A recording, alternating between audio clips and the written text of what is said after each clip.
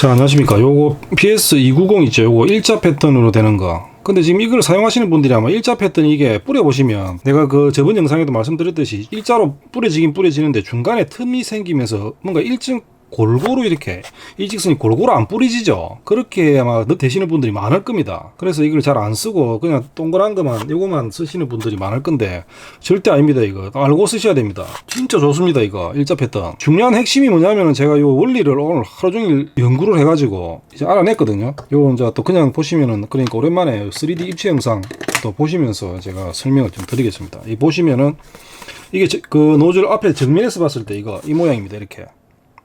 요거는 이렇게 봤을 때 그림이거든요. 정면에서 보면 구멍이 가운데는 원래 우리 에어브러시는 구멍이 있죠. 그 다음에 노즐이 여기 티 나와 있죠. 노즐이 요렇게 노즐이 있고 요 구멍이 있습니다. 노즐 캡에 구멍이 있고 요로 바람이 나오죠. 요 가해로. 그 다음에 요거는 보시면 요 양쪽에 구멍이 하나씩 더 있습니다. 구멍이 어디냐면 요 옆에서 보면 요 여기 티 나온 부분 있죠. 이렇게 요쯤에 구멍이 있습니다. 양쪽에. 그러니까 구멍이 나오는 바람이 나오는 구멍이 총 3군데입니다. 하나 둘 셋.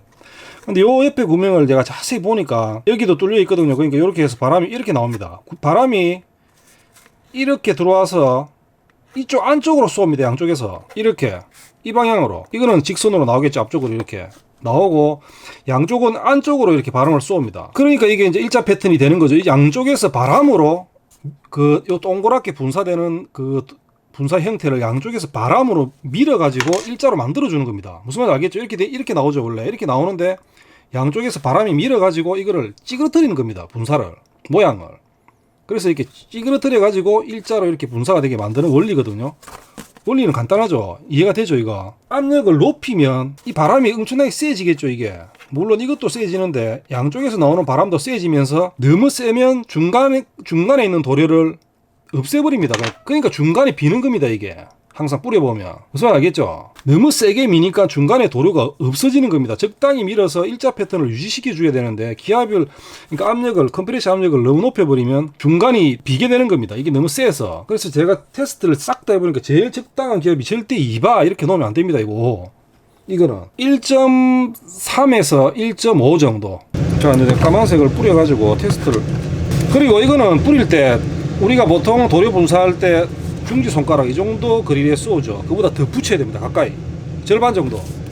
바짝 붙여도 흐르지 않습니다. 이거는 종이라서 뭐 그런데 제가 테스트를 했거든요. 분사가 넓게 미세하게 나가기 때문에 조금 더 붙여서 거리를 더 멀어지면 안 됩니다. 붙여가지고 쏘면 됩니다. 중간에 안 비죠. 깨끗하게 도색되죠. 그죠?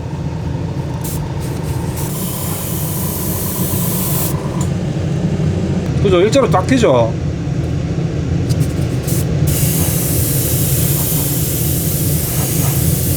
잘 됩니다, 이거. 야, 완전 물건이네, 이거.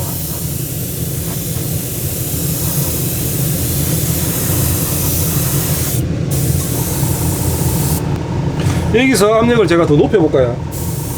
자, 보시면 2바 압력을 좀 높였거든요. 2바 이상으로.